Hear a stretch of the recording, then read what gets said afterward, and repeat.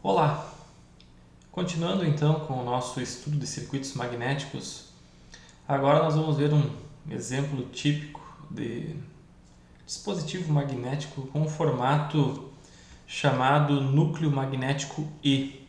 Se nós olharmos uma vista lateral, podemos entender como esse dispositivo sendo construído com dois núcleos em formato E colocados juntos e presos então por uma cola ou por alguma presilha.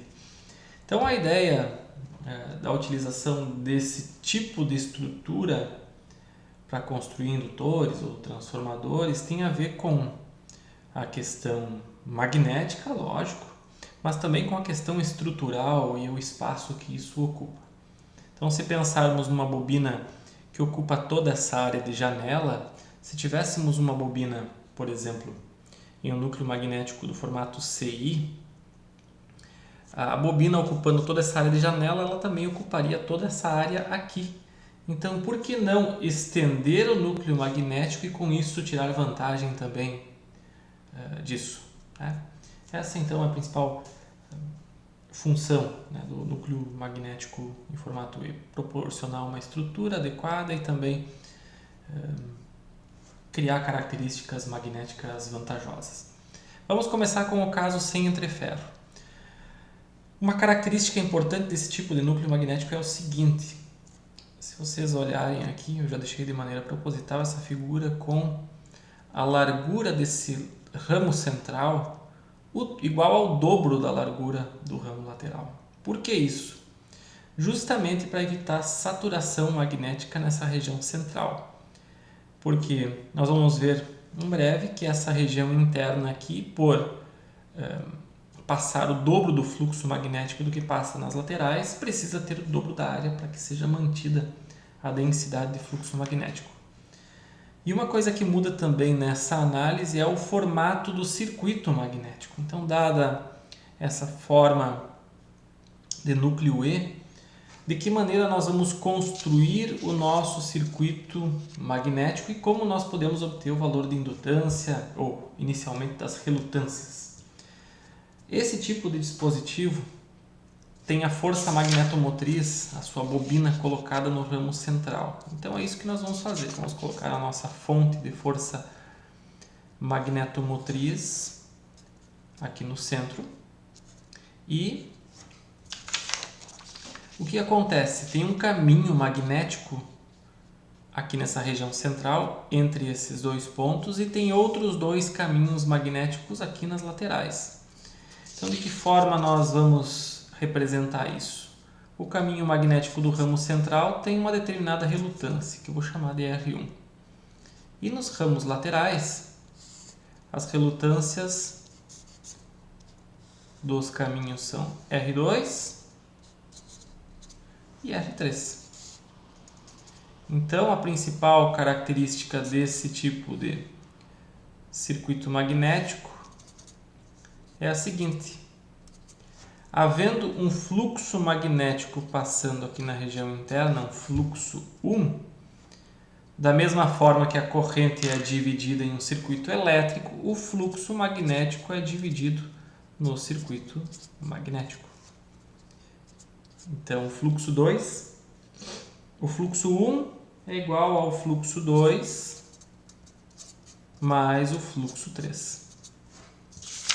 Por conveniência, devido à construção desses dispositivos, esses dois lados, esses dois ramos são geralmente de áreas de seção transversal iguais, sendo que o ramo central, como já foi dito, tem o dobro da largura de um ramo lateral. Então, as áreas 2 e 3 são iguais e os comprimentos médios L2 e L3 também são iguais. Então, isso facilita um pouco na hora de calcularmos as relações aqui, a relutância total vista pela bobina. Então, a pergunta é: qual a relutância total nesse arranjo? De que forma nós podemos representar isso? Pela análise que vocês já devem conhecer de circuitos elétricos, as relutâncias 2 e 3 estão ligadas ao mesmo ponto, então elas estão em paralelo. E a relutância 1 está em série com o paralelo de R2 e R3. Então, a relutância, colocando individualmente, a relutância 1, ela é L1 sobre μ vezes a área de seção transversal 1. Relutância 2 igual a L2 sobre μ, a área de seção transversal 2. R3, L3 dividido por μ do material magnético, a área de seção transversal 3.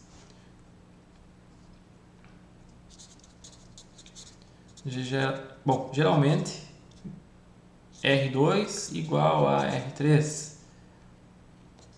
pois L1 é igual a, L2 igual a L3 e área 2 igual a área 3. Esse é um caso bem prático. Tá? As construções de núcleos magnéticos geralmente atendem esses critérios. Tá? Se isso não for verdade, temos que recalcular ou calcular R2 e R3 de maneira individual, separada. Se os dois são iguais, então aqui a relutância cai pela metade, é a metade de qualquer uma delas, e somada com R1 dá a relutância total. Então, R total é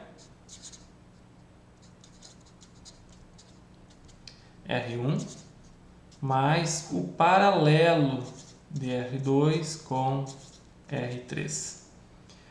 E isso então leva a um circuito magnético que tem a seguinte característica: número de espiras vezes a corrente é a força magnetomotriz, R1,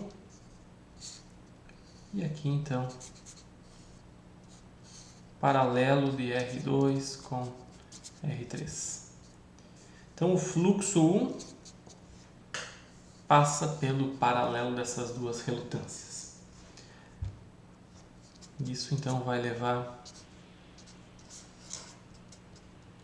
a uma simplificação que é R total igual a R1 mais paralelo do R2 com o R3. As outras relações permanecem iguais. A indutância continua sendo o número de espiras ao quadrado dividido pela relutância total vista pela bobina. Então, essa é a expressão da indutância própria.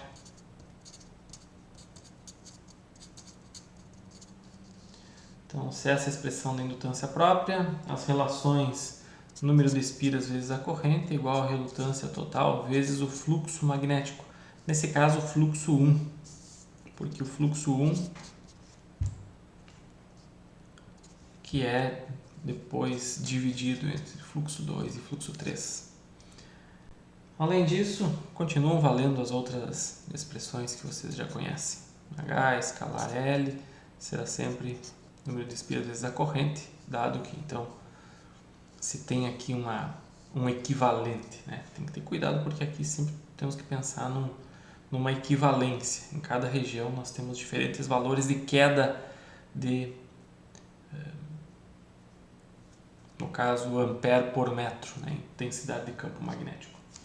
Então vejam que todo o problema relacionado a circuitos magnéticos passa pela escrita desse dispositivo num formato de circuito elétrico e depois todas as simplificações necessárias. Não tem grandes mistérios nisso. As expressões continuam válidas. Algo importante de lembrar é o seguinte: a posição da bobina influencia no valor da relutância total vista pela bobina, assim como no cálculo da indutância. Então, se por exemplo essa bobina estivesse enrolada em outro ramo, um ramo lateral, por exemplo, teríamos uma outra situação de cálculo de relutância. Teríamos essa relutância, digamos, 3 mais o paralelo de L1 e L2. Então, cada situação precisa ser analisada de maneira individual, sempre pensando na posição da bobina e como isso afeta na escrita desse circuito equivalente.